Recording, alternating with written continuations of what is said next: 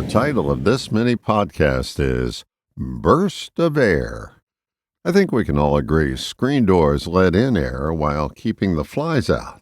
What a cool invention. What if you can install a screen door in your mind?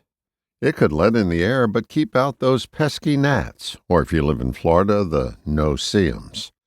Criticism is a stimulus we all receive, and the responses to it vary with every individual. What if you could let the criticism in and keep out the piece that causes a conditioned response?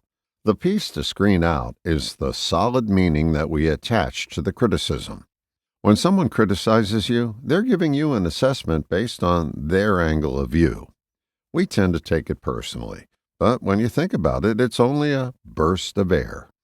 Criticism is a stimulus, and whatever happens inside of you is a response. Between the criticism and response is meaning. The diagram would look like this if you're reading along. Criticism, forward arrow, meaning, forward arrow, response. Let's call it a meaning sandwich. Meaning is something we add automatically due to our conditioning. This automatic addition robs us of free will. Free will is something most people rarely demonstrate, although they'll jump up and down and claim they have it. If someone calls you a name and you immediately retaliate with a name of your own, where was the free will in your response?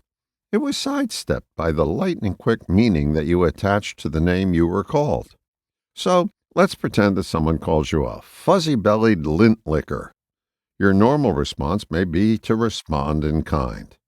What would happen if you threw in the clutch and transformed the meaning of what they said to be just a burst of air?